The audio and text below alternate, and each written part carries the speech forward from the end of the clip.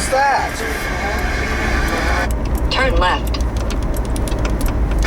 Hickory and Statesville, lows around 70, patchy fog. Tomorrow, showers and storms There's in an the SVR upper 80s. apparently. Winston-Salem, overnight lows around 70. Tomorrow, I just got a fucking weekly test off of this upper station. 80s. And Charlotte, And lows now in the there's a warning. What? 92.9.